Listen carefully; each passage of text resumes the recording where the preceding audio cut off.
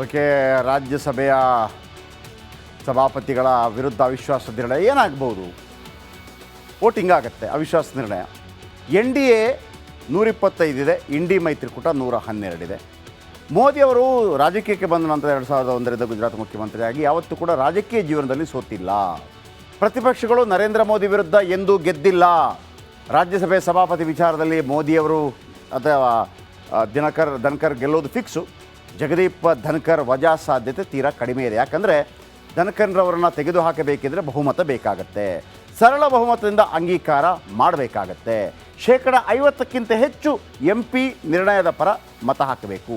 ಕನಿಷ್ಠ ಪಕ್ಷ 1ಕ್ಕೂ ಹೆಚ್ಚು MP ವೋಟ್ ಹಾಕಬೇಕು. ಒಂದಾದರೂ ಇಷ್ಟಾದರೂ ಜಗದೀಪ್ ಧನ್ಕರ್ ವಜಾ ಆಗೋದಿಲ್ಲ. ಕಾರಣ ನಾನು ಹೇಳಿದೆ, ಲೋಕಸಭೆಯಲ್ಲೂ ನಿರ್ಣಯ ಪಾಸ್ ಆಗಬೇಕು. ಪ್ರತಿಪಕ್ಷಗಳಿಗೆ ರಾಜ್ಯಸಭೆಯಲ್ಲಿ ಬಹುಮತ ಇಲ್ಲ. ರಾಜ್ಯಸಭೆ ಅಷ್ಟೇ ಅಲ್ಲ, ಲೋಕಸಭೆಯಲ್ಲೂ ಕೂಡ ಇದೇ ಪರಿಸ್ಥಿತಿ ಇದೆ. ಹಾಗಾಗಿ ಈ ಅವಿಶ್ವಾಸ ನಿರ್ಣಯ ಪಾಸ್ ಆಗೋದಿಲ್ಲ. ಓಕೆ, ರಾಜ್ಯಸಭೆಯ ಸಭಾಪತಿಗಳ ವಿರುದ್ಧ ಅವಿಶ್ವಾಸ ನಿರ್ಣಯ ಏನಾಗ್ಬೋದು? ವೋಟಿಂಗ್ ಆಗುತ್ತೆ. ಅವಿಶ್ವಾಸ ನಿರ್ಣಯ ಎನ್ ಡಿ ಎ 125 ಇದೆ, ಇಂಡಿ ಮೈತ್ರಿಕೂಟ 112 ಇದೆ. ಮೋದಿಯವರು ರಾಜಕೀಯಕ್ಕೆ ಬಂದ ನಂತರ 2001ರಿಂದ ಗುಜರಾತ್ ಮುಖ್ಯಮಂತ್ರಿಯಾಗಿ ಯಾವತ್ತೂ ಕೂಡ ರಾಜಕೀಯ ಜೀವನದಲ್ಲಿ ಸೋತಿಲ್ಲ. ಪ್ರತಿಪಕ್ಷಗಳು ನರೇಂದ್ರ ಮೋದಿ ವಿರುದ್ಧ ಎಂದೂ ಗೆದ್ದಿಲ್ಲ. ರಾಜ್ಯಸಭೆ ಸಭಾಪತಿ ವಿಚಾರದಲ್ಲಿ ಮೋದಿಯವರು ಅಥವಾ ಧನ್ಕರ್ ಗೆಲ್ಲೋದು ಫಿಕ್ಸು. ಜಗದೀಪ್ ಧನ್ಕರ್ ವಜಾ ಸಾಧ್ಯತೆ ತೀರಾ ಕಡಿಮೆ ಇದೆ. ಯಾಕಂದರೆ ಧನ್ಕರ್ರವರನ್ನು ತೆಗೆದುಹಾಕಬೇಕಿದ್ರೆ ಬಹುಮತ ಬೇಕಾಗತ್ತೆ. ಸರಳ ಬಹುಮತದಿಂದ ಅಂಗೀಕಾರ ಮಾಡಬೇಕಾಗತ್ತೆ. 50%ಕ್ಕಿಂತ ಹೆಚ್ಚು MP ನಿರ್ಣಯದ ಪರ ಮತ ಹಾಕಬೇಕು. ಕನಿಷ್ಠ ಪಕ್ಷ 1ಕ್ಕೂ ಹೆಚ್ಚು MP ವೋಟ್ ಹಾಕಬೇಕು. ಒಂದಾದರೂ ಇಷ್ಟಾದರೂ ಜಗದೀಪ್ ಧನ್ಕರ್ ವಜಾ ಆಗೋದಿಲ್ಲ. ಕಾರಣ ನಾನು ಹೇಳಿದೆ, ಲೋಕಸಭೆಯಲ್ಲೂ ನಿರ್ಣಯ ಪಾಸ್ ಆಗಬೇಕು. ಪ್ರತಿಪಕ್ಷಗಳಿಗೆ ರಾಜ್ಯಸಭೆಯಲ್ಲಿ ಬಹುಮತ ಇಲ್ಲ. ರಾಜ್ಯಸಭೆ ಅಷ್ಟೇ ಅಲ್ಲ, ಲೋಕಸಭೆಯಲ್ಲೂ ಕೂಡ ಇದೇ ಪರಿಸ್ಥಿತಿ ಇದೆ. ಹಾಗಾಗಿ ಈ ಅವಿಶ್ವಾಸ ನಿರ್ಣಯ ಪಾಸ್ ಆಗೋದಿಲ್ಲ. ಓಕೆ, ರಾಜ್ಯಸಭೆಯ ಸಭಾಪತಿಗಳ ವಿರುದ್ಧ ಅವಿಶ್ವಾಸ ನಿರ್ಣಯ ಏನಾಗ್ಬೋದು? ವೋಟಿಂಗ್ ಆಗುತ್ತೆ. ಅವಿಶ್ವಾಸ ನಿರ್ಣಯ ಎನ್ ಡಿ ಎ 125 ಇದೆ, ಇಂಡಿ ಮೈತ್ರಿಕೂಟ 112 ಇದೆ. ಮೋದಿಯವರು ರಾಜಕೀಯಕ್ಕೆ ಬಂದ ನಂತರ 2001ರಿಂದ ಗುಜರಾತ್ ಮುಖ್ಯಮಂತ್ರಿಯಾಗಿ ಯಾವತ್ತೂ ಕೂಡ ರಾಜಕೀಯ ಜೀವನದಲ್ಲಿ ಸೋತಿಲ್ಲ. ಪ್ರತಿಪಕ್ಷಗಳು ನರೇಂದ್ರ ಮೋದಿ ವಿರುದ್ಧ ಎಂದೂ ಗೆದ್ದಿಲ್ಲ. ರಾಜ್ಯಸಭೆ ಸಭಾಪತಿ ವಿಚಾರದಲ್ಲಿ ಮೋದಿಯವರು ಅಥವಾ ಧನ್ಕರ್ ಗೆಲ್ಲೋದು ಫಿಕ್ಸು. ಜಗದೀಪ್ ಧನ್ಕರ್ ವಜಾ ಸಾಧ್ಯತೆ ತೀರಾ ಕಡಿಮೆ ಇದೆ. ಯಾಕಂದರೆ ಧನ್ಕರ್ರವರನ್ನು ತೆಗೆದುಹಾಕಬೇಕಿದ್ರೆ ಬಹುಮತ ಬೇಕಾಗತ್ತೆ. ಸರಳ ಬಹುಮತದಿಂದ ಅಂಗೀಕಾರ ಮಾಡಬೇಕಾಗತ್ತೆ. 50%ಕ್ಕಿಂತ ಹೆಚ್ಚು MP ನಿರ್ಣಯದ ಪರ ಮತ ಹಾಕಬೇಕು. ಕನಿಷ್ಠ ಪಕ್ಷ 1ಕ್ಕೂ ಹೆಚ್ಚು MP ವೋಟ್ ಹಾಕಬೇಕು. ಒಂದಾದರೂ ಇಷ್ಟಾದರೂ ಜಗದೀಪ್ ಧನ್ಕರ್ ವಜಾ ಆಗೋದಿಲ್ಲ. ಕಾರಣ ನಾನು ಹೇಳಿದೆ, ಲೋಕಸಭೆಯಲ್ಲೂ ನಿರ್ಣಯ ಪಾಸ್ ಆಗಬೇಕು. ಪ್ರತಿಪಕ್ಷಗಳಿಗೆ ರಾಜ್ಯಸಭೆಯಲ್ಲಿ ಬಹುಮತ ಇಲ್ಲ. ರಾಜ್ಯಸಭೆ ಅಷ್ಟೇ ಅಲ್ಲ, ಲೋಕಸಭೆಯಲ್ಲೂ ಕೂಡ ಇದೇ ಪರಿಸ್ಥಿತಿ ಇದೆ. ಹಾಗಾಗಿ ಈ ಅವಿಶ್ವಾಸ ನಿರ್ಣಯ ಪಾಸ್ ಆಗೋದಿಲ್ಲ. ಓಕೆ, ರಾಜ್ಯಸಭೆಯ ಸಭಾಪತಿಗಳ ವಿರುದ್ಧ ಅವಿಶ್ವಾಸ ನಿರ್ಣಯ ಏನಾಗ್ಬೋದು? ವೋಟಿಂಗ್ ಆಗುತ್ತೆ. ಅವಿಶ್ವಾಸ ನಿರ್ಣಯ ಎನ್ ಡಿ ಎ 125 ಇದೆ, ಇಂಡಿ ಮೈತ್ರಿಕೂಟ 112 ಇದೆ. ಮೋದಿಯವರು ರಾಜಕೀಯಕ್ಕೆ ಬಂದ ನಂತರ 2001ರಿಂದ ಗುಜರಾತ್ ಮುಖ್ಯಮಂತ್ರಿಯಾಗಿ ಯಾವತ್ತೂ ಕೂಡ ರಾಜಕೀಯ ಜೀವನದಲ್ಲಿ ಸೋತಿಲ್ಲ. ಪ್ರತಿಪಕ್ಷಗಳು ನರೇಂದ್ರ ಮೋದಿ ವಿರುದ್ಧ ಎಂದೂ ಗೆದ್ದಿಲ್ಲ. ರಾಜ್ಯಸಭೆ ಸಭಾಪತಿ ವಿಚಾರದಲ್ಲಿ ಮೋದಿಯವರು ಅಥವಾ ಧನ್ಕರ್ ಗೆಲ್ಲೋದು ಫಿಕ್ಸು.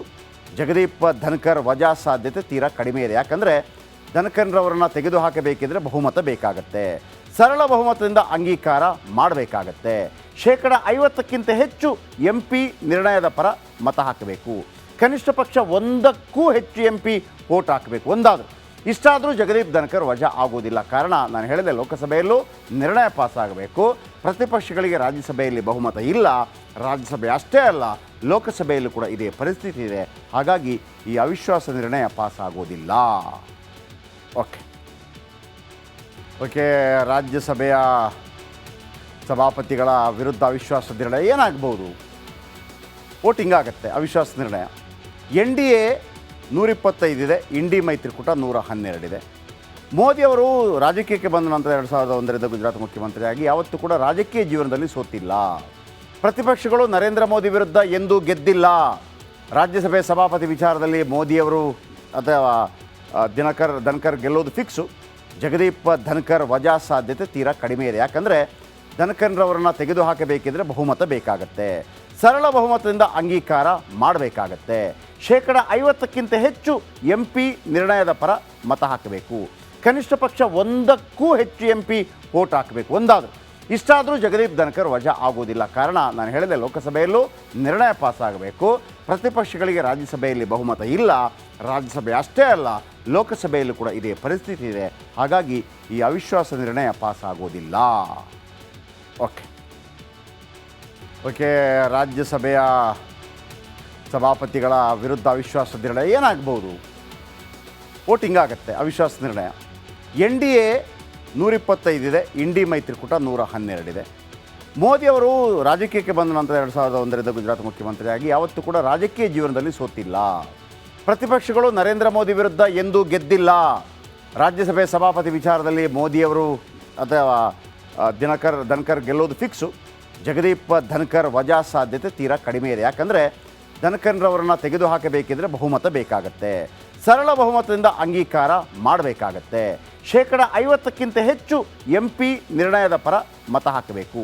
ಕನಿಷ್ಠ ಪಕ್ಷ 1ಕ್ಕೂ ಹೆಚ್ಚು MP ವೋಟ್ ಹಾಕಬೇಕು. ಒಂದಾದರೂ ಇಷ್ಟಾದರೂ ಜಗದೀಪ್ ಧನ್ಕರ್ ವಜಾ ಆಗೋದಿಲ್ಲ. ಕಾರಣ ನಾನು ಹೇಳಿದೆ, ಲೋಕಸಭೆಯಲ್ಲೂ ನಿರ್ಣಯ ಪಾಸ್ ಆಗಬೇಕು. ಪ್ರತಿಪಕ್ಷಗಳಿಗೆ ರಾಜ್ಯಸಭೆಯಲ್ಲಿ ಬಹುಮತ ಇಲ್ಲ. ರಾಜ್ಯಸಭೆ ಅಷ್ಟೇ ಅಲ್ಲ, ಲೋಕಸಭೆಯಲ್ಲೂ ಕೂಡ ಇದೇ ಪರಿಸ್ಥಿತಿ ಇದೆ. ಹಾಗಾಗಿ ಈ ಅವಿಶ್ವಾಸ ನಿರ್ಣಯ ಪಾಸ್ ಆಗೋದಿಲ್ಲ. ಓಕೆ, ರಾಜ್ಯಸಭೆಯ ಸಭಾಪತಿಗಳ ವಿರುದ್ಧ ಅವಿಶ್ವಾಸ ನಿರ್ಣಯ ಏನಾಗ್ಬೋದು? ವೋಟಿಂಗ್ ಆಗುತ್ತೆ. ಅವಿಶ್ವಾಸ ನಿರ್ಣಯ NDA 125 ಇದೆ, ಇಂಡಿ ಮೈತ್ರಿಕೂಟ 112 ಇದೆ. ಮೋದಿಯವರು ರಾಜಕೀಯಕ್ಕೆ ಬಂದ ನಂತರ 2001ರಿಂದ ಗುಜರಾತ್ ಮುಖ್ಯಮಂತ್ರಿಯಾಗಿ ಯಾವತ್ತೂ ಕೂಡ ರಾಜಕೀಯ ಜೀವನದಲ್ಲಿ ಸೋತಿಲ್ಲ. ಪ್ರತಿಪಕ್ಷಗಳು ನರೇಂದ್ರ ಮೋದಿ ವಿರುದ್ಧ ಎಂದೂ ಗೆದ್ದಿಲ್ಲ. ರಾಜ್ಯಸಭೆ ಸಭಾಪತಿ ವಿಚಾರದಲ್ಲಿ ಮೋದಿಯವರು ಅಥವಾ ಧನ್ಕರ್ ಗೆಲ್ಲೋದು ಫಿಕ್ಸು. ಜಗದೀಪ್ ಧನ್ಕರ್ ವಜಾ ಸಾಧ್ಯತೆ ತೀರಾ ಕಡಿಮೆ ಇದೆ. ಯಾಕಂದರೆ ಧನ್ಕರ್ರವರನ್ನು ತೆಗೆದುಹಾಕಬೇಕಿದ್ರೆ ಬಹುಮತ ಬೇಕಾಗತ್ತೆ. ಸರಳ ಬಹುಮತದಿಂದ ಅಂಗೀಕಾರ ಮಾಡಬೇಕಾಗತ್ತೆ. 50%ಕ್ಕಿಂತ ಹೆಚ್ಚು MP ನಿರ್ಣಯದ ಪರ ಮತ ಹಾಕಬೇಕು. ಕನಿಷ್ಠ ಪಕ್ಷ 1ಕ್ಕೂ ಹೆಚ್ಚು MP ವೋಟ್ ಹಾಕಬೇಕು. ಒಂದಾದರೂ ಇಷ್ಟಾದರೂ ಜಗದೀಪ್ ಧನ್ಕರ್ ವಜಾ ಆಗೋದಿಲ್ಲ. ಕಾರಣ ನಾನು ಹೇಳಿದೆ, ಲೋಕಸಭೆಯಲ್ಲೂ ನಿರ್ಣಯ ಪಾಸ್ ಆಗಬೇಕು. ಪ್ರತಿಪಕ್ಷಗಳಿಗೆ ರಾಜ್ಯಸಭೆಯಲ್ಲಿ ಬಹುಮತ ಇಲ್ಲ. ರಾಜ್ಯಸಭೆ ಅಷ್ಟೇ ಅಲ್ಲ, ಲೋಕಸಭೆಯಲ್ಲೂ ಕೂಡ ಇದೇ ಪರಿಸ್ಥಿತಿ ಇದೆ. ಹಾಗಾಗಿ ಈ ಅವಿಶ್ವಾಸ ನಿರ್ಣಯ ಪಾಸ್ ಆಗೋದಿಲ್ಲ. ಓಕೆ, ರಾಜ್ಯಸಭೆಯ ಸಭಾಪತಿಗಳ ವಿರುದ್ಧ ಅವಿಶ್ವಾಸ ನಿರ್ಣಯ ಏನಾಗ್ಬೋದು? ವೋಟಿಂಗ್ ಆಗುತ್ತೆ. ಅವಿಶ್ವಾಸ ನಿರ್ಣಯ NDA 125 ಇದೆ, ಇಂಡಿ ಮೈತ್ರಿಕೂಟ 112 ಇದೆ. ಮೋದಿಯವರು ರಾಜಕೀಯಕ್ಕೆ ಬಂದ ನಂತರ 2001ರಿಂದ ಗುಜರಾತ್ ಮುಖ್ಯಮಂತ್ರಿಯಾಗಿ ಯಾವತ್ತೂ ಕೂಡ ರಾಜಕೀಯ ಜೀವನದಲ್ಲಿ ಸೋತಿಲ್ಲ. ಪ್ರತಿಪಕ್ಷಗಳು ನರೇಂದ್ರ ಮೋದಿ ವಿರುದ್ಧ ಎಂದೂ ಗೆದ್ದಿಲ್ಲ. ರಾಜ್ಯಸಭೆ ಸಭಾಪತಿ ವಿಚಾರದಲ್ಲಿ ಮೋದಿಯವರು ಅಥವಾ ಧನ್ಕರ್ ಗೆಲ್ಲೋದು ಫಿಕ್ಸು. ಜಗದೀಪ್ ಧನ್ಕರ್ ವಜಾ ಸಾಧ್ಯತೆ ತೀರಾ ಕಡಿಮೆ ಇದೆ. ಯಾಕಂದರೆ ಧನ್ಕರ್ರವರನ್ನು ತೆಗೆದುಹಾಕಬೇಕಿದ್ರೆ ಬಹುಮತ ಬೇಕಾಗತ್ತೆ. ಸರಳ ಬಹುಮತದಿಂದ ಅಂಗೀಕಾರ ಮಾಡಬೇಕಾಗತ್ತೆ. 50%ಕ್ಕಿಂತ ಹೆಚ್ಚು MP ನಿರ್ಣಯದ ಪರ ಮತ ಹಾಕಬೇಕು. ಕನಿಷ್ಠ ಪಕ್ಷ 1ಕ್ಕೂ ಹೆಚ್ಚು MP ವೋಟ್ ಹಾಕಬೇಕು. ಒಂದಾದರೂ ಇಷ್ಟಾದರೂ ಜಗದೀಪ್ ಧನ್ಕರ್ ವಜಾ ಆಗೋದಿಲ್ಲ. ಕಾರಣ ನಾನು ಹೇಳಿದೆ, ಲೋಕಸಭೆಯಲ್ಲೂ ನಿರ್ಣಯ ಪಾಸ್ ಆಗಬೇಕು. ಪ್ರತಿಪಕ್ಷಗಳಿಗೆ ರಾಜ್ಯಸಭೆಯಲ್ಲಿ ಬಹುಮತ ಇಲ್ಲ. ರಾಜ್ಯಸಭೆ ಅಷ್ಟೇ ಅಲ್ಲ, ಲೋಕಸಭೆಯಲ್ಲೂ ಕೂಡ ಇದೇ ಪರಿಸ್ಥಿತಿ ಇದೆ. ಹಾಗಾಗಿ ಈ ಅವಿಶ್ವಾಸ ನಿರ್ಣಯ ಪಾಸ್ ಆಗೋದಿಲ್ಲ.